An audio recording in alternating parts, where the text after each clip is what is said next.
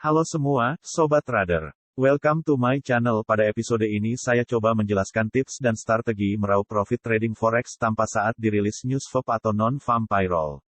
Untuk lebih jelasnya silahkan simak video selengkapnya. Sebelumnya perlu saya jelaskan dulu apa itu NFP. Ringkasnya NFP kepanjangan dari Non-Farm Payroll atau data yang berisikan perubahan tenaga kerja di Amerika Serikat setiap bulan di luar sektor PNS, PRT dan pegawai yang bekerja di perusahaan non-profit atau nirlaba seperti LSM. Mengapa pengarau? Jika saat dirilis banyak jumlah pengangguran maka otomatis pendapatan pajak dari pekerja untuk negara menurun dan mata uangnya USD pasti langsung ikut melemah. Efek NFP bagi trader sangat penting bagi trader karena saat dirilis kondisi pasar valuta asing, komoditas, indeks saham dan kripto bergejolak sangat kuat, trader yang analisanya searah dengan tren market instrumen bisa meraup profit besar seketika, sedangkan trader yang kontra market pasti loss seketika juga. Untuk itu saya coba jelaskan tips dan strategi mendulang profit saat NFP. Karena sebentar malam pukul 19.30 akan dirilis fundamental NFP, maka para trader perlu perhatikan tips berikut. Pertama, cek area support dan resisten daily dan weekly dengan indikator apa saja. Kedua, cek jumlah equity untuk ketahanan margin. Ketiga, settle volume lot mini dan komunikasikan dengan yang ahli.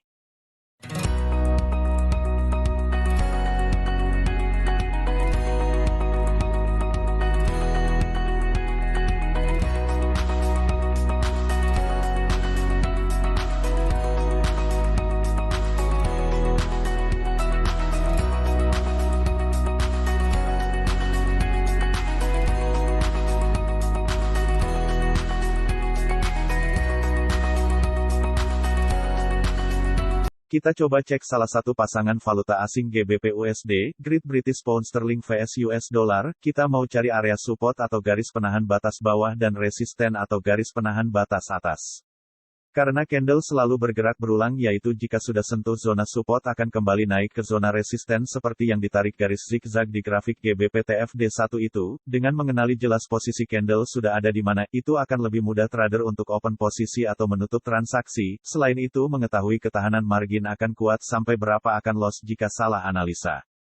Bisa dicegah sebelum loss semuanya dana dengan strategi locking, cut loss, dan lainnya. Nah, coba perhatikan di grafik GBP USD itu. Dalam channel itu, area resisten di kisaran 1.37605, sedangkan area support di antara level 1.33905. Harga running sekarang di 1.35907. Candle bergerak dalam rank 4000 pips. Pada candle harga running, belum pasti mau naik atau turun. Nah, kembali ke soal ketahanan dana.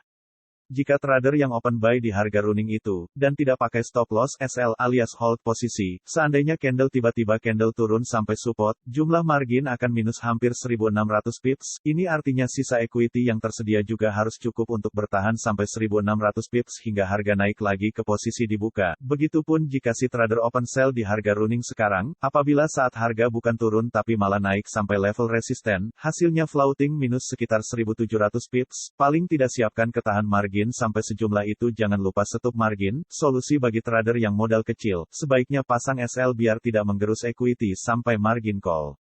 Dari tadi kita hanya belajar minimalisir resiko sedini mungkin. Sebaliknya jika posisi yang dibuka searah trend market, profit yang didapat hampir 1500 dikalikan jumlah settle lotnya.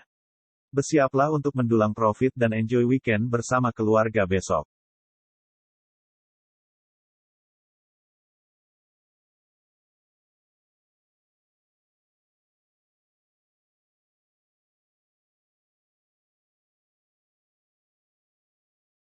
Kesimpulan, indeks USD di NFP akan menguat atau melemah.